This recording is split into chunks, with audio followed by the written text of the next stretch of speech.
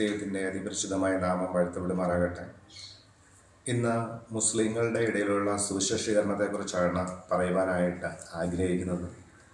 മുസ്ലിങ്ങളുടെ ഇടയിൽ ഉള്ള സുവിശേഷീകരണത്തിന് പ്രധാനമായിട്ട് തടസ്സമായി നിൽക്കുന്ന ഒരു പദമാണ് ദൈവപുത്രൻ എന്ന യേശുവിനെ അഭിസംബോധന ചെയ്യുന്നതായ ഒരു പദമെന്ന് പറയുന്നത്.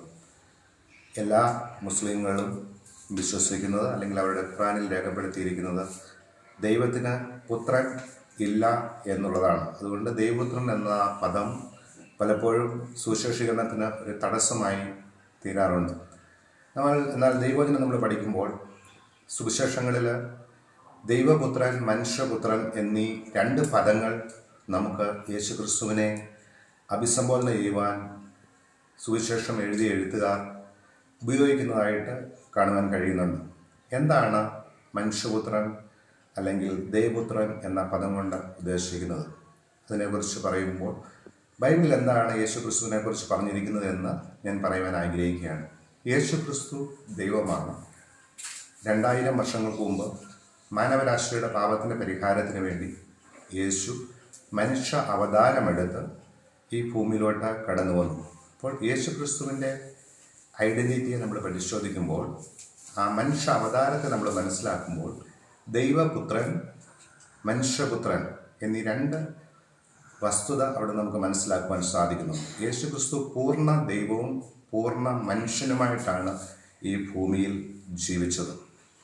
എന്നാൽ സുവിശേഷം എഴുതിയ എഴുത്തുകാർ ചില പർട്ടിക്കുലർ കോണ്ടെക്സ്റ്റുകളിൽ ആ പദം ദൈവപുത്രൻ ഉപയോഗിക്കുമ്പോൾ ദൈവത്തിൻ്റെ ഡിവിനിറ്റിയെ അവർ ആ കോണ്ടെക്സ്റ്റിൽ ഹൈലൈറ്റ് ചെയ്ത് കാണിക്കുകയാണ്. അതോടൊപ്പം തന്നെ മനുഷ്യപുത്രൻ എന്നതുകൊണ്ട് അവർ ചില കോണ്ടെക്സ്റ്റിൽ യേശുക്രിസ്തുവിൻ്റെ പൂർണ്ണ മനുഷ്യത്വം എന്ന ആളത്വത്തെ അവരൊന്നുകൂടി ഹൈലൈറ്റ് ചെയ്ത് കാണിക്കുന്നു എന്ന് മാത്രമേ ഉള്ളൂ.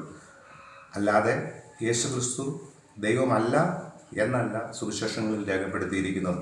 അപ്പോൾ യേശുക്രിസ്തു ആരാണ്? പൂർണ്ണ ദൈവവും പൂർണ്ണ മനുഷ്യനുമായിട്ട് ഈ ഭൂമിയിൽ ജീവിച്ച് മാനവരാശിയുടെ പാപത്തിന് വേണ്ടി 33 വയസ്സിന് ശേഷം കാൽവറിയിൽ മരിച്ച് അടക്കപ്പെട്ട് ഉയർത്തെഴുന്നേറ്റ് പിന്നീട് സ്വർഗത്തിലോട്ട് കടന്നുപോയി അവിടെ വസിക്കുന്നവനായ ദൈവമാണ് യേശുക്രിസ്തു.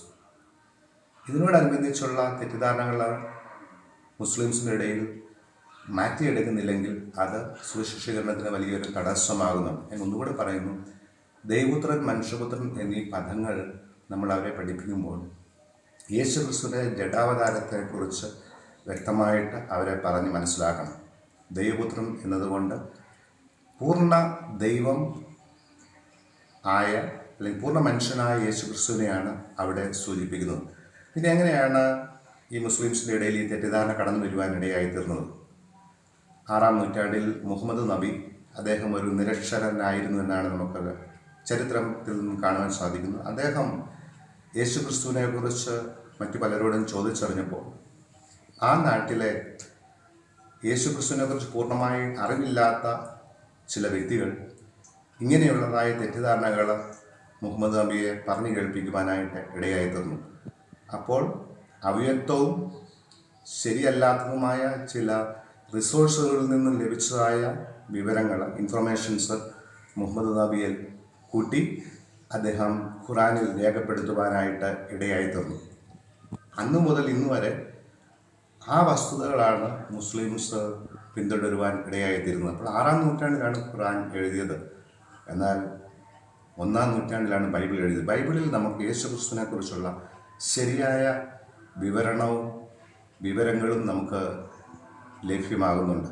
അതുകൊണ്ട് ഇന്ന് നിങ്ങൾ മുസ്ലിങ്ങളുടെ ഇടയിൽ സുവിശേഷം അറിയിക്കാൻ പോകുമ്പോൾ ദൈവപുത്രൻ എന്ന അവരുടെ തെറ്റിദ്ധാരണയെ മാറ്റുകയും യേശുക്രിസ്തു പൂർണ്ണ ദൈവവും പൂർണ്ണ മനുഷ്യനുമാണെന്നുള്ള സത്യം അവരെ പറഞ്ഞ് നമ്മൾ മനസ്സിലാക്കിക്കുവാനായിട്ട് ശ്രമിക്കണം. അതോടൊപ്പം തന്നെ ഒരു കാര്യം കൂടെ, യേശുക്രിസ്തു മുസ്ലിംസിൻ്റെയോ അല്ലെങ്കിൽ ചില ക്രിസ്ത്യൻസിൻ്റെ മാത്രം ദൈവമല്ല. യേശുക്രിസ്തു മാനവരാശിയുടെ പാപത്തിൻ്റെ പരിഹാരത്തിന് വേണ്ടി ദൈവം അയച്ച ദൈവത്തിൻ്റെ പുത്രൻ ദൈവമാണ്. അതുകൊണ്ട് ഇന്ന് പൽക്കാലം മറ്റുള്ളവരെ രക്ഷയിലോട്ട് നയിക്കുവാൻ, നമ്മളവിടെ തടസ്സങ്ങളെ മാറ്റുവാൻ പ്രവർത്തിക്കുക, പ്രാർത്ഥിക്കുക. ദൈവം അനുഗ്രഹിക്കുമാറാകട്ടെ.